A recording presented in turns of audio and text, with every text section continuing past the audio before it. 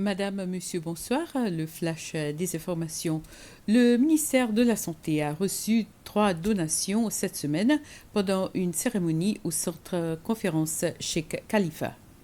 Les donations provenaient de l'ambassadrice de l'Ordre souverain de Malte, Madame Alexandra Azaïs et son fils, la communauté népalaise des Seychelles et le syndicat des employés du commerce des Seychelles, GETUS.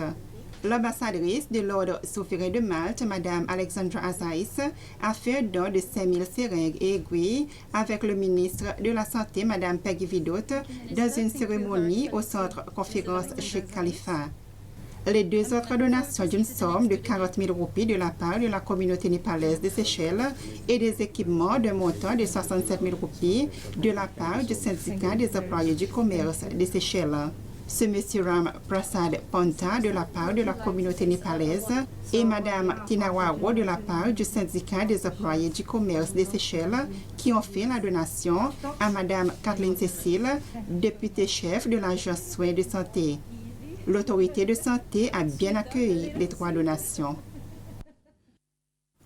Les services postaux des Seychelles ont annoncé que la section colis de Victoria House et Small Packet Section de Liberty House seront fermées au public jusqu'à nouvel ordre. Selon un communiqué de presse du service, 2 membres du personnel de ces unités ont été testés positifs au Covid-19. Selon le ministère de la Santé, tous les membres du personnel de cette unité qui ont eu des contacts étroits sont en quarantaine à domicile et attendent les résultats de leur test PCR.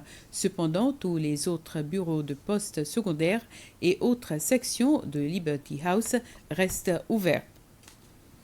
L'Académie du tourisme des Seychelles, STA, affirme que le cours de gestion hôtelière est toujours en cours. Les étudiants du diplôme de 4 ans en gestion hôtelière entreprennent généralement la 4e année au Shannon College en Irlande et ce ne sera pas le cas cette année. En raison de la pandémie mondiale, ces étudiants suivent maintenant leurs cours à travers des cours virtuels. La 4e année de la cohorte actuelle est parrainée en majorité par le ministère des Affaires étrangères d'Irlande avec une somme de plus de 2,3 millions de roupies et le Shannon College lui-même pour une somme d'environ 800 000 roupies. Les jeunes pourront bientôt contribuer à l'apprentissage financier dans leur communauté. C'est grâce à un programme qui a été lancé par la Banque centrale et appelé les jeunes ambassadeurs de l'éducation financière. En raison de la pandémie de COVID-19, le programme a été lancé virtuellement mercredi à la Banque centrale. Lors du lancement, la gouverneure de la Banque centrale, Caroline Abel, a déclaré qu'elle estimait que beaucoup de gens hésitent encore à adopter les nouvelles technologies dans les services financiers car il y a un manque d'éducation dans ce domaine. Le gouverneur Abel a déclaré qu'avec les connaissances et les compétences que les jeunes accueilleront grâce à ce programme, ils seront en mesure de transformer la façon dont les générations futures gèrent leur propre argent, celui de leur famille et celui de leur pays.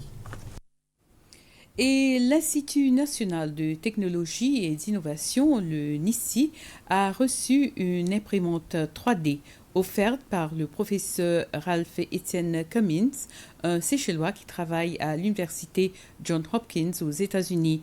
La machine a coûté environ $1,000. Il utilise une variété de processus dans lesquels le matériau est déposé, joint ou solidifié sous contrôle informatique pour créer des objets tridimensionnels. Le directeur général de NISI, Xavier Estico, affirme que l'imprimante 3D sera utile pour promouvoir la science, la technologie et l'innovation auprès des jeunes et des entrepreneurs locaux. Et c'est sur cette information qu'on se quitte. Merci à vous de nous avoir suivis et bonsoir.